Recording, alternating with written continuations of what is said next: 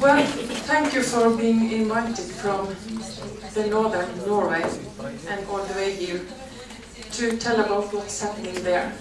It has been a very interesting morning and I'm really looking forward to the rest of the program.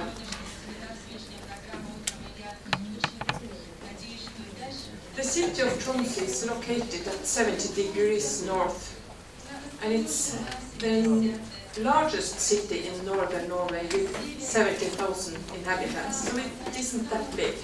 It's on an island with mountains around.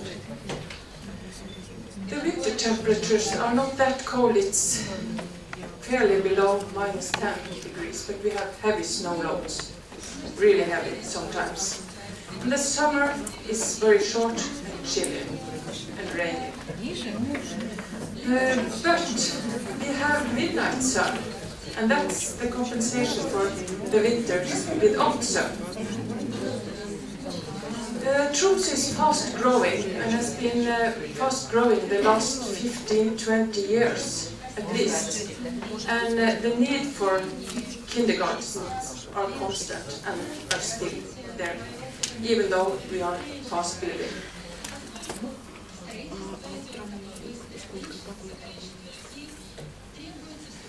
In 2003, the Norwegian Parliament passed on a new law on kindergartens.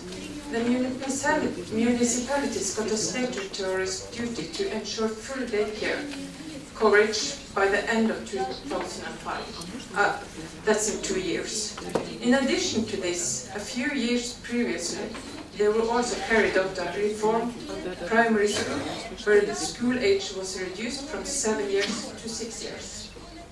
This led to a significant change in the age structure of the children in kindergartens.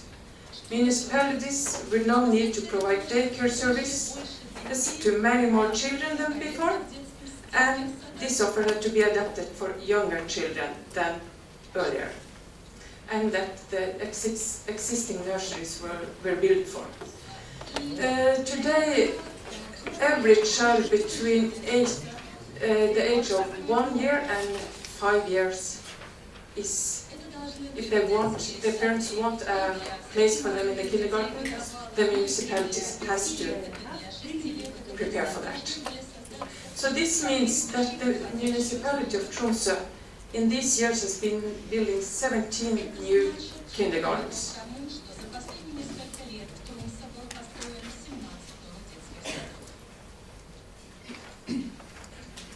Before we started the planning and construction of the individual kindergartens, we developed a concept program. This was to have some common principles as a basis for building, so that all principal evaluations and decisions are determined and in advance of the design and construction process itself. This provided for a very rapid development of good quality daycares, where children's play and learning, climate, economy and architecture were important factors. The program provides recommendations for kindergarten size, the size of each group of children and staffing needs. The kindergartens in Tromsø are about 17 to 80 children in each, maximum 100. So they are smaller than many of those we have had presented earlier.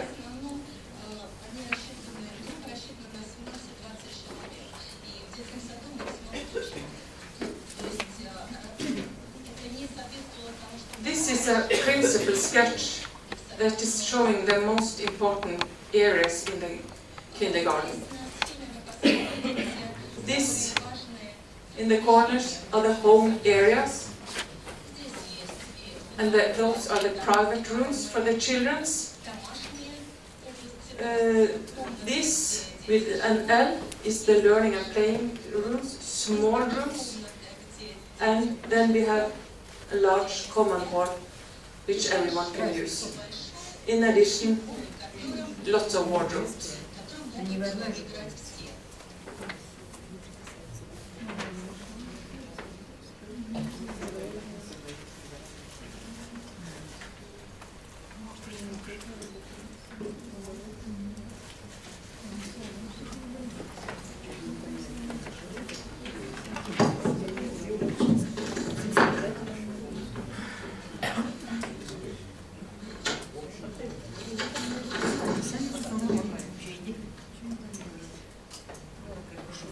In the home areas, the child belongs together with his or her own group of children, and the adults he or she knows best. Here the children have their meetings and their meals, and here they have their own personal issues. All kindergartens have a room that is very well soundproofed. You can play music, for example, a rock concert, without disturbing any others, or you can sit in the quiet reading a book with a few others without being disturbed. All of the new kindergartens has a room that's have access to the playground and is suitable for playing with water. It is a neutral room without any special artifacts, so that they can decorate it as they want. So kids can bring with them tadpoles, plants, and do some experiments. Or they can do, as I saw in a kindergarten, decorate the room with like a tropical beach with artificial plant trees and inflatable pools. That's a welcome escape from a dark and cold winter day.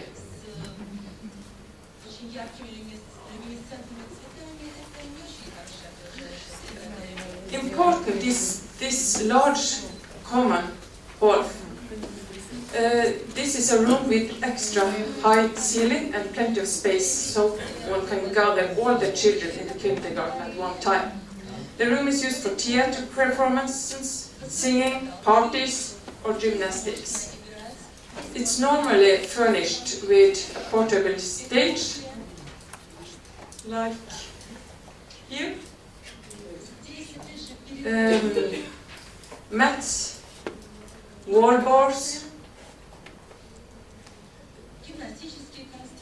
and we also have a storage for chairs nearby. In our climate, with long winters, it's so important that children have plenty of room to move on.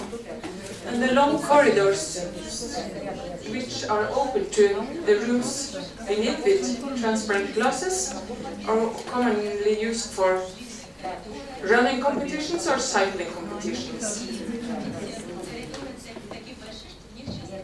This area is connected with a kitchen, and here the children are together with the adults to making their food themselves. And there is a large dining area. This area is very suitable for rental and are often used for birthday parties and gatherings for the people in the neighborhood. So, because of our climate, entrances have been given much attention. By establishing a climate-protected zone which protects against wind and rain, it's possible to extend the outdoor season. This is particularly important for the smallest and disabled children. The entrance facade is in the most cases oriented towards the south, so the sun can melt away the snow and make the area warm as early as possible in the spring. The youngest children are sleeping a few hours a day, but in Tromsø we don't have indoor sleeping rooms. We have these outdoors sleeping rooms. The children are sleeping outside in their prams. It's therefore established rooms that are light, and where light and air are let in, but is protected from snow and rain. When the kindergarten is closed, the just close the doors so there can not be any animals, cats jumping inside this area. And when it's raining and blowing, kids can still be playing outside when they're removing the prams. And we don't need any costly indoor space for beds and mattresses. When the youngest children are asleep, then the older kids have more room to move on. So this might be a possibility for this discussion with sleeping rooms we had earlier.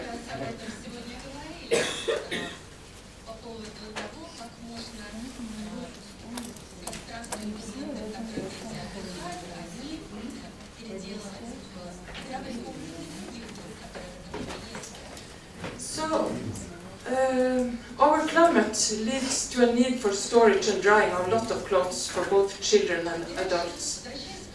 We have 2 dressing rooms, one outer for wet clothes and one inner here. In the other outer dressing room, it's outerwear, shoes, boots, drying cabinets, sleeping bags and quilts, and plenty of room for dress and undress. It's a bench in most of them. Probably Gisle will tell more about that. And in the inner dressing room holds changing clothes, bags and other small items for the children.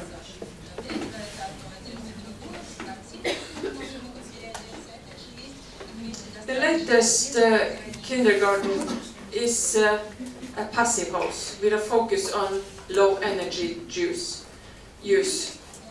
The estimated total net energy use is 67 kilowatt hours per square meter. That is very low in Norway. The calculated energy use just for heating is 17 kilowatt hours. It's super insulated and it's fairly compact. We still need to have possibility to have daylight into the inner core.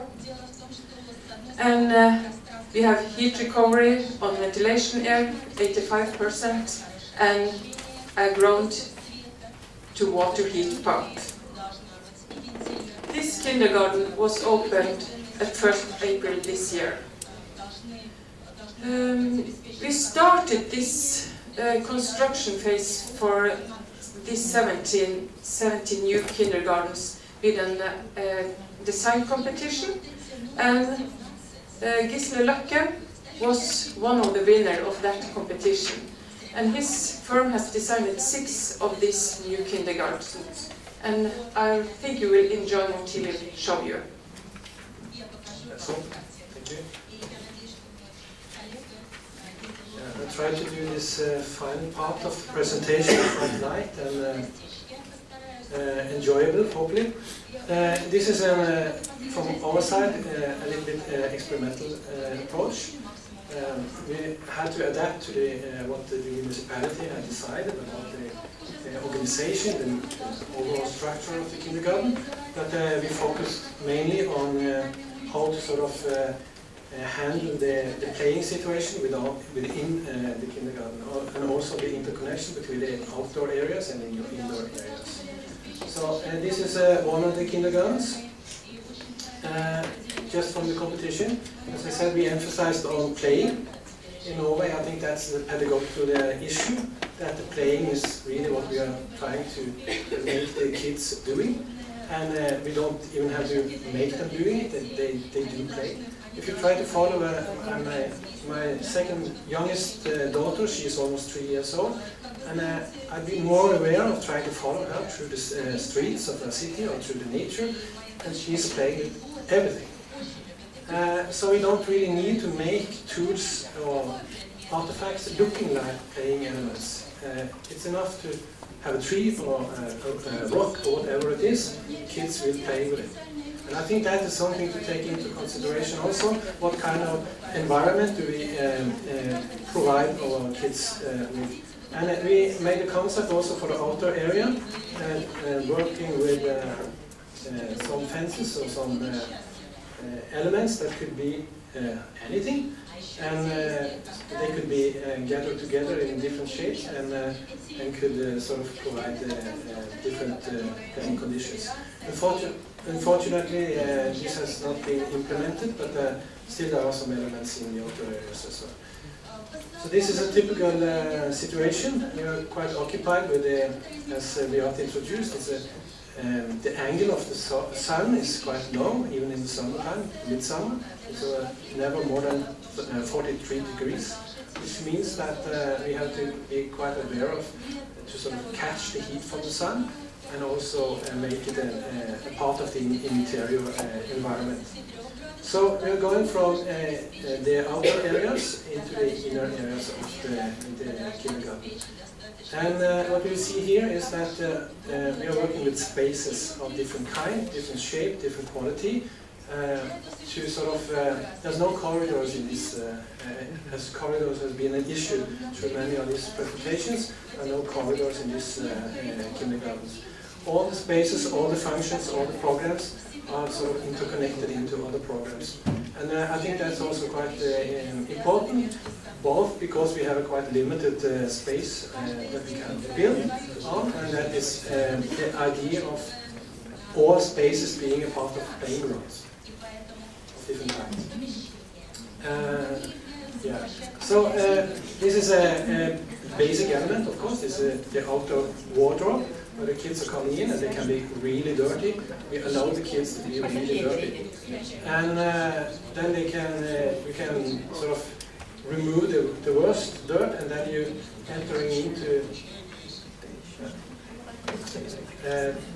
then you connect to the second space, that is a connecting zone with an element of water and also with direct contact with a sheltered outdoor space. We're going to the kitchen, that also is connected directly to the outdoor playing area. This is the inner wardrobe, that is sort of providing a more clean environment. They're removing the dirty clothes and the dirty boots out in the outer wardrobe, and then they are more prepared for being indoor when they come here. There are all kinds of different shapes, different spaces, providing different playing facilities. This is one example of a quite narrow shaped space that is also quite high in contrast to what you showed in Japan. We also have the narrow spaces. This is sort of the opposite, but it is also a space for expressing yourself by sound and noise. And then we are entering into the more inner core of the kindergarten. That's more private. There are 4 of these. And we also have these more narrow reading nooks.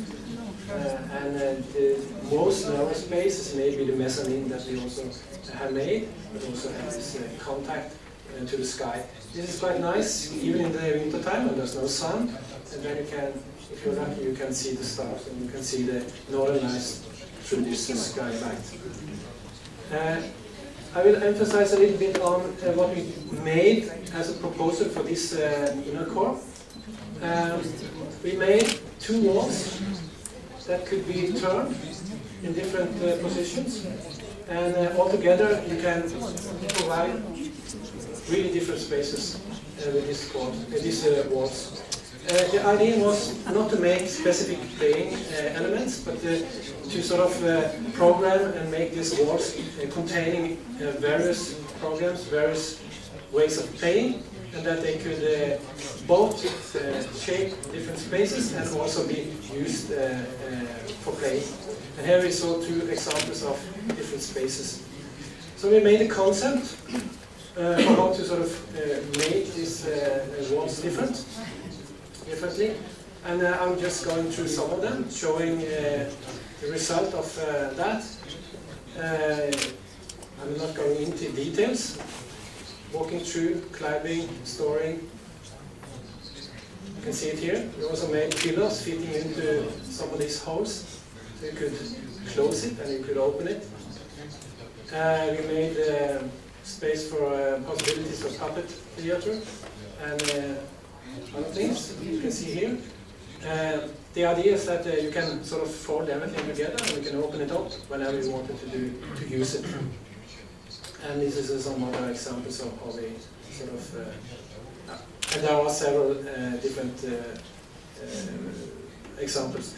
They are all a little bit different.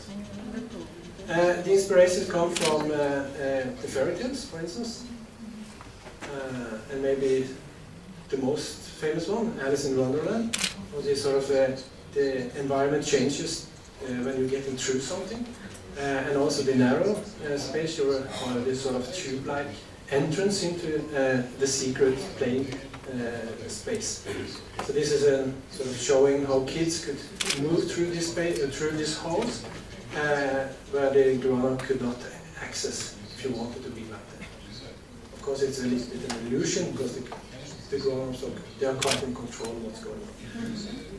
So, final picture is just showing that these kindergartens have in fact been published quite widely, and we are proud of that, and it is bringing us many places.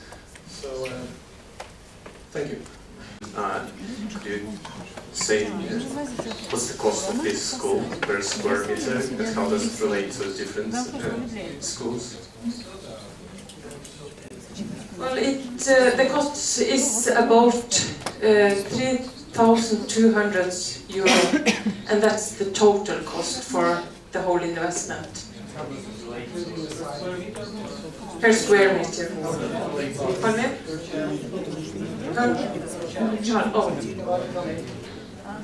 Yeah. If you, the size is about 700 square meters, and then you can add it up and divide it on 17 children. Then it's How does that relate to other schools in terms of cost? In fact, the kindergarten built in Tromsø is fairly low cost. These examples too. Thank you.